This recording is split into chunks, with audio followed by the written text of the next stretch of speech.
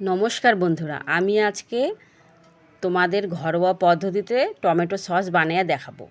প্রথমে কড়াইতে টমেটো, রসুন, শুকনো লঙ্কা দিয়া ভালোভাবে সিদ্ধ করে নিব।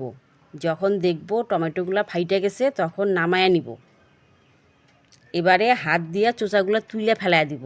তোমরা যদি চাও এই সসটা বয়মের মধ্যেও অনেক দিন তুলে রাখতে পারো। আমি এখন এইটা একসঙ্গে সবগুলা মিক্সির মধ্যে দিয়ে দিব।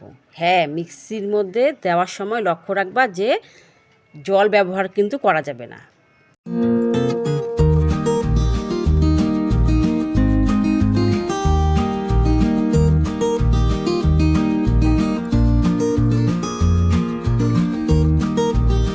এবার কড়াইতে সাদা তেল দিয়া গরম কইরা নিব।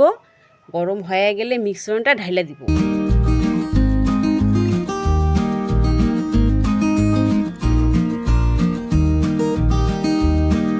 এখন তেঁতুলগুলা জল দিয়া দিব, পরিমাণ মতো লবণ, চিনি দিয়া ভালোভাবে ফুটায় নিব।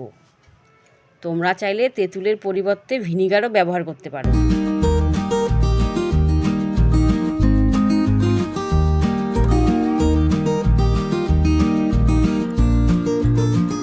অনেকক্ষণ ফোটানোর পর যখন দেখবা কালার চেঞ্জ হয়ে গেছে তখন ভাববা টমেটো সস রেডি হয়ে গেছে।